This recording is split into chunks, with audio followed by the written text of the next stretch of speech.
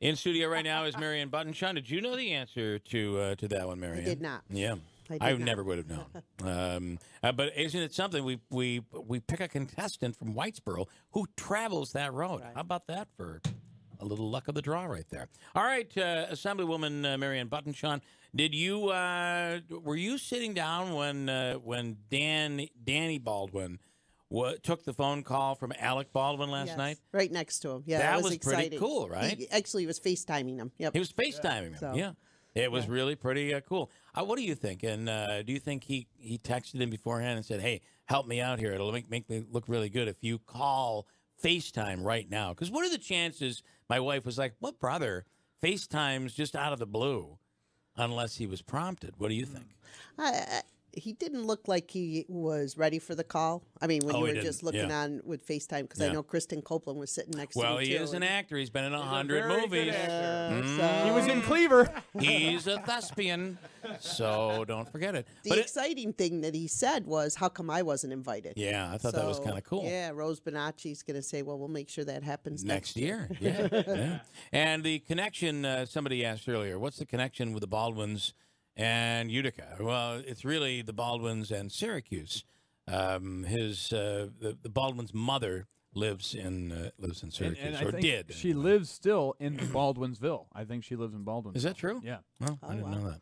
He was telling us that if through the extension of the family, they've had 100 family members graduate from SU. Wow, that's really cool. That's what he was saying. Yeah, so pretty cool. That was. And they're originally from Long Island, but she moved up here, and since then you see Baldwin's walking the town. I have another story. Billy Baldwin, who is married to the Wilson Phillips. He's even less relevant than the other. Well, ones, right? He's more relevant because of his wife, in my opinion. She's just beautiful and an amazing singer. Anyway, he was at a wedding in what's the hotel that kind of has lost its way because of the Route 8 construction there. Whatever that hotel used to be. He was there for a wedding. I think so. Yeah. He was there for a wedding. His passport fell onto the pavement, and they drove off. Someone found the passport and brought it to me and said, my girlfriend is a huge Billy Baldwin fan. Why don't you hold the passport until he calls her? You got to have him call her. So it became a huge legal issue. I had to give it up. He would not call her. They were fuming. So it was like 2 years later, I was working in Providence, and we had the Wilson Phillips ladies in the studio. And I brought it up, and she's like, "You're the one that took my husband's passport?" They totally remembered the story. She wasn't happy. But you didn't take it. No. I didn't.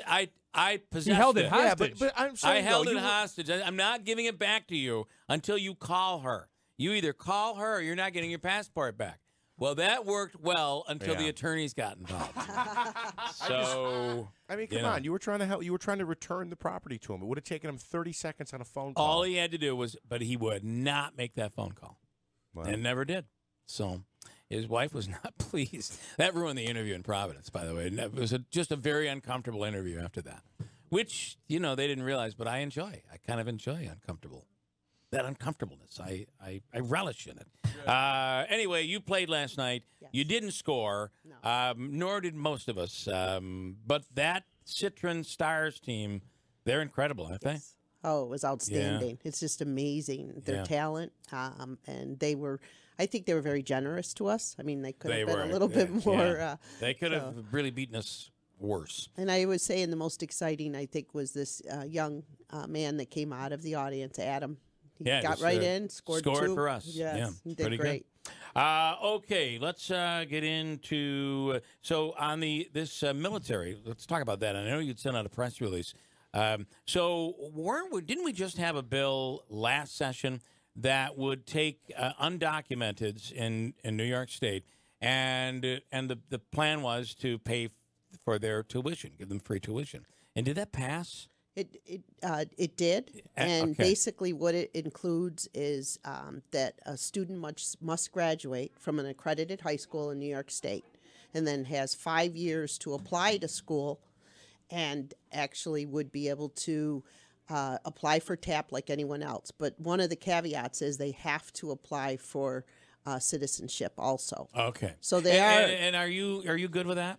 I did support it. You supported that. But I can tell you. Now, the controversy in play right now is that this other bill that was up, that was for Gold Star families of Gold Star families, that is that the person, mother or father, had been killed in the line of duty, that would give their children free tuition, and that got tabled, right?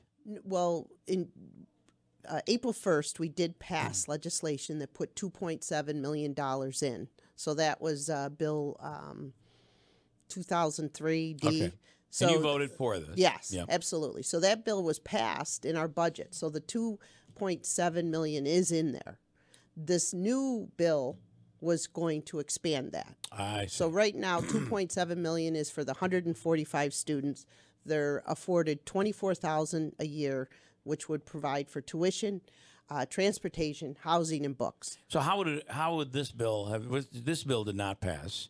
How would this bill have expanded it? Well, this bill hadn't even got out of committee, so Right. it was in higher ed committee, and it was put forward to expand the more than 2.7 million, so more individuals. Okay, be more money. Okay, right. So the chair had brought us forward and identified that with every bill, there's a question that's asked about fiscal implications.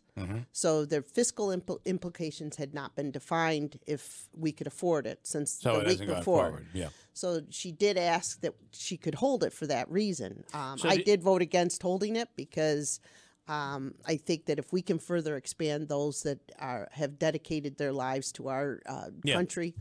Do you think the argument is fair that you're hearing, for instance, here they've passed free education for undocumented, but they can't give free education to Gold Star families? Well, again, we did. Right, so and you're saying that is an inaccurate argument. Well, no, I'm just saying that 2.7 was allocated, so it is. Well, what I'm saying though is if because what you're seeing Republicans come out and say is that they voted to give undocumented free education, but not to give Gold Star families free education.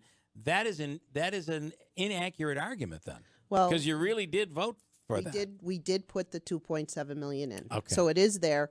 So you basically voted, the assembly voted, or didn't even vote on this. It didn't move forward. It would have expanded it.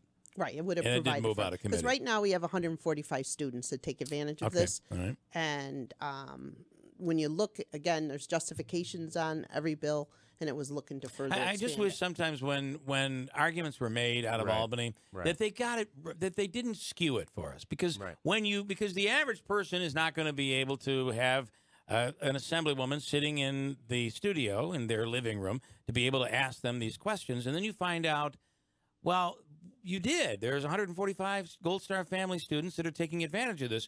What didn't make it out of committee was the fact that they were going to expand it. And the reason it didn't expand is because you've not been able to document that we could afford to do it. So that's a different argument. I'd rather hear the real argument. I'd still be like, come on, you can't get that out of committee? Why do we have to be deceived? That bothers me. I agree. Right? I agree. Well, I can say that I don't want it held. I still think that for more money that we can provide for to deny someone the educational opportunity that obviously they deserve is not acceptable. Sure. Fair enough. The other thing we wanted to talk about is AIM funding and this internet tax, and certainly Tony Piceni not pleased with this. What are your thoughts on how this came out of the budget? And initially, the process was that there would be no AIM funding, and then the compromise was brought through back to us that it would go through the counties. We still didn't see that acceptable. So now what has happened is it will come out of the internet or sales tax funding. So the money has been reallocated, so it is there. It will not have a pass through the counties. And then any extra funding that is collected will go directly to the counties. So you are in disagreement with Tony Piceni on this issue. No, I haven't specifically heard what he said. He's very against and saying the funding isn't there. It's just moving things around, and it puts the responsibility on on the counties to be able to hopefully raise that money when it comes to the internet tax, and then they got to figure out how it all. So this is not something that he feels is a positive move. Well, no, it isn't positive in the sense that it should have been left the way it was. Right. It was when it clearly was that here's the funding and this is the stream and this is how it will work. Yeah. So the concern of saying that, yes, now we've kind of rotated the funding around, I understand what he's saying. There was major concerns that we saw within the assembly is that clearly, is that money going to be there? And the answer is yes. So that was where we were saying, okay, so how is the compromise, again, is to look at where it's coming from. Now, the bigger concern is when you look at the vision for next year. So we're already looking at, okay, you've told us it's secured for this year, but we got to really take a look at what's going to happen. And I can see where Tony's point of having that concern is because until we get this clarified, I spent time with our Ways and Means to clearly say, can you specifically identify this? In fact, last night, a representative from the governor's office, I was having a conversation also to ensure that while you were playing basketball, was it before? Just before. Okay.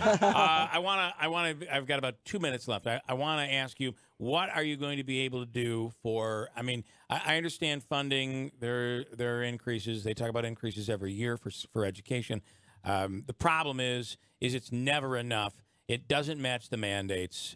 Albany continues to force mandates down the throats of these school districts, and then they can't handle the funding to how do you pay for this? And then they end up getting less. Rome is probably the one school right now that is in most danger. They're talking about laying off teachers. What can you do to help them? And that's what the best formula I see is communication. So we've been working as a team to determine what their needs are.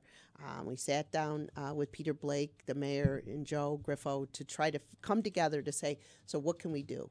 So on my end, I'm working with the assembly because it's not enough. They've got to have more. Yeah. The clear understanding is working with the school district again to say, how are we going to ensure that we don't have a problem next year? So though it's a great team approach to try to come up with this clear answer. In regards to every year having problems and concerns, I have asked a subcommittee to be created in education in regards to giving us an overview of what this formula is, how it can be changed, how it is transparent so that everyone understands How it. short is Rome, by the way? How short are they on funding? Well, I mean, what we've asked from the superintendent is case scenarios in regards to, so 2.2 came forward to them in addition. They had predicted that they were going to see about 700,000, so they see that they received an extra 1.5. Again, trying to make those predictions. We were able at the last meeting to bring it down to, it looks like approximately 30 layoffs, but still that's way too many. So it's terrible. We're working on asking his team, and his team has come up with, well, best case scenario with X amount of money and more money. So that's primarily what I am doing on this end, is working with the governor's office as well as the assembly to determine how we can help fulfill that gap that they have. Fair enough. Marianne Buttonschon, thank you for your time. Well, thank you. Great job playing basketball. Yes, as being a teammate last night. That was really, that's a great program. Great event, no doubt about it. Got a break. Hold on tight to WIBX.